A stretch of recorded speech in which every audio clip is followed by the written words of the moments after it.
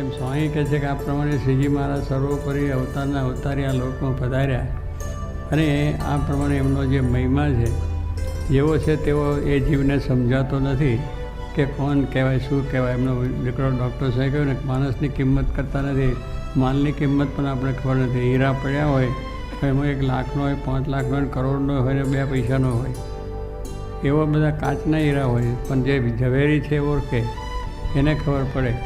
એમ સ્વામી કહે છે હા બધા છે એ મહારાજને ઓળખવાને એને સમજાવવા એ ઝવેરી ઓળખે. એમ ગુણાત્યાન સ્વામી એવા ઝવેરી હતા કે મહારાજનો મહિમા જેવો છે એવો સમજ્યા અને હજારોને પોતે સમજાયો કે આ મહારાજ સર્વોપરી એનો આશરો કરો તો તમારું કલ્યાણ થશે. એમ ગુણાત્યાન સ્વામીએ એ વાત દરેકને સમજાવી અને દરેકને પાછી એની દ્રઢતા પણ કરાવી.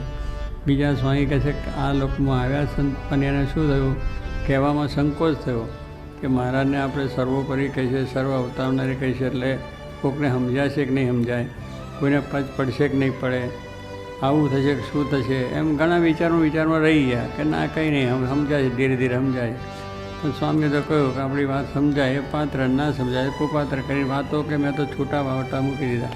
એટલે જેમ છૂટું ઘાસડીઓ છોડી જ નાખી એમ સ્વામી કે અમે તમારી ઘાસડીઓ છોડી નાખી અને બીજા ઘાસડીઓ લઈને પાછા ગયા. એટલે કંઈ મહારાજનો મહિમા જેવો છે એવો સમજાઈ શકે ને, જાણતા હતા, સમજતા હતા, બધું હતું. પણ બીજાને કહેવામાં સંકોચ થતો હતો, બીજાને કહેવામાં અંતરાય આવતો હતો બીજા આગળ. તો કહેવાનું શું કે એવી વસ્તુ છે. મહારાજે વચનાવતની અંદર પણ સ્વામી ગુણા સ્વામી પોતે કહ્યું, જ્યારે સુખ સ્વામીને બધી વાત કરી ત્યારે સર્વોપરીપણાની વાત. સુખ સ્વામી મહારાજનો જમણો હાથ, શ્રીજી મહારાજનો કાગળપત્ર લખનાર એ સ્વામી સુખમુનિ હતા કે મહારાજની સેવામાં અખંડ રહેતા, મહારાજના કાગળપત્ર લખવા કરવા એ જ. અને મહારાજે પણ એમને વખાણ્યા કે આ સુખ સ્વામી છે એમનો ચડતો રંગ. સત્સંગમાં આવ્યા અને સાધુ થયા ત્યારે ચડતો રંગ, મહારાજની જોડે રહેવાનું, સેવા કરવાની, બીજું ત્રીજું નિર્દોષ ભાવ, મહારાજ બધું એનો મહિમા બધું જ ખરું. વચનાવત જે લખતા એમાં 4 સંતોમાં એ પણ પૈકીના એ હતા. એ લખ્યા ખરા, શોધ્યા, સંશોધન કરીને બધું વ્યવસ્થિત કરીને બધા 4 સંતોએ વચનાવત તૈયાર રાખ્યો. મહારાજ બોલ્યાને લખ્યું છે બધું મહારાજના અક્ષર થશે.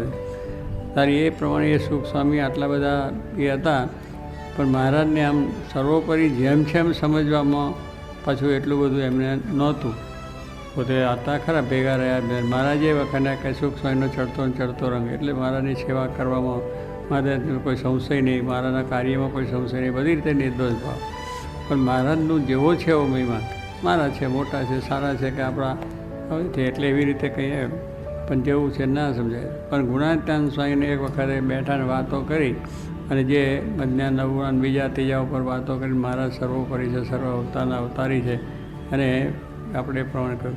એટલે એમને પછી તેગડે વાત સમજાઈ ત્યારે એ પોતે બોલ્યા કે આ વચનાવત તો શોધ્યા છે મેં અને લખ્યા છે મેં, પણ મહારાજનો જેવો છે મહિમા તો આ જ સમજાયો. જો એ કહેવાનું શું છે કે જે એનો ખરા હીરો પારખ્યો હોય એને એની ખબર પડે કે ઝીણી વાતમાં પણ ખબર, ઝીણો નાનો હીરો હોય મોટો હોય. એમ ગુણાત્યાન સ્વામીએ બધી જ વાત મહારાજની આ રીતે સમજ્યા હતા અને એ રીતે પાછી બધાને વાત કરી અને આપણે આ વસ્તુ થઈ. અને એવો મહિમા મહારાજે એમ ન કહ્યો, પાછો 2 અરસપરસ થયું. બેને મહારાજે આ ગુણાતીત મારું રહેવાનું અક્ષરધામ છે અને એ અક્ષરધામને હું સાથે લઈને આવ્યો છું. પ્રથમના 71ના વચનાવતનો છેલ્લો પેરેગ્રાફ કે હું મારા કે અક્ષરધામમાંથી આવ્યો છું અને મારું ધામ અક્ષર એને પણ સાથે લાવ્યો છું. આ બધું ઐશ્વર્ય અને બધા મુક્તો છે બધાને લઈને હું અહીંયા પૃથ્વી પર આવ્યો છું. શ્રીજી મહારાજ પોતે જ વાત કરે કે હું એ બધું લઈને સાજ લઈને આવ્યો છે, મારા બધું અક્ષરધામમાં લઈ જવા છે તો આ બધો સાજ જોઈએ ને પાછો. એટલે બધો એવો સાજ હતો લઈને આવ્યા. અને એ પ્રમાણે મહારાજે કહ્યું કે એ ગુણાત્યાન સ્વામી જે મૂળ અવતાર છે એને હું લઈને આવ્યો. એ મહિમા સ્વામી કહ્યું એ ધામ છે મારું એમ બધું કહ્યું. અને હરિલા આપણે કલ્પતરુમાં હરિલા કલ્પતરુમાં પણ કહ્યું કે આ ભાદરાના જે મૂળજીસરમાં જે મારું ધામ છે, મારે રહેવાનું ધામ છે, એમને હું દીક્ષા આપું છું. તો એ પણ મહિમા મહારાજે કહ્યો છે. પટનામને સ્વામી કે જેટલો ભક્તનો મહિમા અને સંતનો મહિમા બધું આ ગુણાતીત જ છે, એના જેવા એક જ. સ્વામી કે એ તો 1 લાખમાં લાદે ને કરોડમાં કોક, બસ એવા તો કોક જ મળી જાય આપણને. બધા ઘણા બધા દુનિયામાં ફરતા હોય, પણ જોગી મહારાજ તે એક, બધા જૂનાતીત તો એક, એમાં બીજા કોઈ મળે નહીં. કારણ કે એવો એ પોતે સમર્થ પુરુષ હતા. ત્યારે એમને આપણે આ વાત સાચી સિદ્ધાંતની સમજાવી અને સુખ્યા કર્યા. એટલે કહેવાનું શું, ગુણાતીતાનંદ સ્વામીની વાતને આપણે એ છે કે એમને મહારાજનો મહિમા જો આટલો બધો પોતે ન સમજાયો હોત તો આપણે કોઈ એમને બધા પછી બધું ભેળસેળ ચાલે. મહારાજ અવતાર જેવાય કયા અને પછી એવાય કહેવાય, કોઈ કંઈ ભક્ત જેવાય કહે હું તો સર્વનો દાસનો દાસ છું, ભક્તો છું, સંતની ચરણરજને માથે ચડવું, આવું બધું મહારાજે કહ્યું. આવી બધી વાતો સાંભળીએ તો મન ડગી જાય કે ના થાય. પણ સ્વામીએ બધા ખુલાસા આપીને આપણે ચોટપટ કરી આવે. શિક્ષકના શ્લોકની છે, વચનાવટની છે, જ્યાં જ્યાં સંશય પડતી વાતો છે એના ચોખવટ બધી કરી. અને એ ચોખવટની વાત છે ગુણાતીતાનંદ સ્વામી બધાને કહી છે અને પોતાના શિષ્યોને પણ કહી, ભગતજી મહારાજને, બીજા બધા સંતોને. અને એ પછી એમને વાતો આપણને કરી જેમ છે તેમ. એટલે જે ગુણાતીતનો મહિમા પછી આ બધો આપણે સમજાયો. શાસ્ત્રી મહારાજને પણ આ વાત થઈ કે આ ગુણાતીતાનંદ સ્વામી મહારાજ અક્ષરધામ છે અને મહારાજ સર્વોપરી. તો અક્ષરને પુરુષોત્તમનો વાત એ અંદર છે, વચનાવતમાં છે, વતામાં છે, બીજા ગ્રંથોમાં છે. એટલે કંઈ ઉપજાઈ કાઢેલી વાત નથી. જે મહારાજ આવ્યા છે ને જે સિદ્ધાંત લઈને આવ્યા છે ને મહારાજે જે સિદ્ધાંતની વાતો કરી છે, પણ પેલી કેટલીક એમની કરેલી વાતોમાં છે આપણને એ થાય. પણ જે સ્વામી ગુણાતીતાનંદ સ્પષ્ટતા કરી છે એટલે આપણને છે કે નહીં વાત મારે સાચી છે. અને એ વાતની સ્પષ્ટતા એમને મહારાજે પોતે પોતાના ધામની વાત કરી, એટલે એકબીજાનું અરસપરસ ઓળખાય કે એમનો મજિયારો નથી. એ મહારાજનું સ્વરૂપ જ, એટલે એમાં કોઈ મજિયારો નહીં કે જુદા છે. પણ એટલા માટે કે બે સ્વરૂપનું જ્ઞાન આપણને થયું. શાસ્ત્રી મહારાજે મૂર્તિમાન પધરાવી દીધું. તો આપણે કહ્યું કે જે સિદ્ધાંત શ્રીજી મહારાજનો લઈને આવ્યા હતા એ સિદ્ધાંત આજે શાસ્ત્રી મહારાજે પધરાવ્યો, પણ મૂળ ગુણાતીતાનંદ સ્વામી એમને બધી વ્યક્તિ સાથે કરી દીધી. પોતે પોતાની પણ વાતો ઘણી પોતે કરી.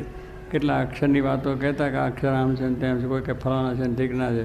સ્વામી કે મૂકને પૈડ ભાઈ તારે શું છે, અક્ષરની કોઈ પાસે મારે એને વાંધો છે, અમારા બેને વાંધો છે. કોઈક બીજાને અક્ષર કહેતા હશે તેની પંચાયત અમે કરી લઈશું, પણ તું તો સમજ હું બેઠો છું એ પહેલી વાત તો સમજી લે, પછી બીજી વાત. એમ ચોખ્ખે ચોખ્ખું સ્પષ્ટ વાત પાછી, એમ જ જરા એ નહીં. અને બધા કહેતા એ તો કે નિરક્ષર છે. આજે બધા ઘણા સંપ્રદાયની અંદર તે ગળે ગુણાતીત તો નિરક્ષર છે, એમને શાસ્ત્રોની શું ગમ પડે, શાસ્ત્રોમાં શું વાત છે એની શું ખબર. પણ શાસ્ત્ર માત્રનો સાર ભગવાન સ્વામિનારાયણ સર્વોપરી એક આ એમને કહી દીધો. બધા સારમાં સાર વસ્તુ તો થોડી જ હોય ને, કે બધું લાંબુ હોય. એસન્સ કાઢે છે એ થોડુંક જ હોય, પણ એની અંદરની વસ્તુ છે. એમ આ દુનિયા માત્રનો સાર કાઢીને, શાસ્ત્ર માત્રનો સાર કાઢીને જેમ મહારાજે વાત કરી, ચાર ભેદ શાસ્ત્ર પુરાણ બધા એક જ ભગવાને ભગવાનના સંત કલ્યાણકારી બધા શાસ્ત્રોની વાત આપણને કરી. ભગવાન એક શ્રીજી મહારાજ સર્વપ્રેમનાથ ગુણાતીત, આ બે થકી જ આપણું કલ્યાણ છે. પછી વ્રત કરો, તપ કરો, દુનિયામાં ફરો, બધે ફરીએ, એનો કંઈ વાંધો નથી. પણ આ બે વસ્તુને બરાબર સમજવાનું કે એના થકી એવા જે ગુણાતીત થકી કલ્યાણ છે, બીજાથી નથી.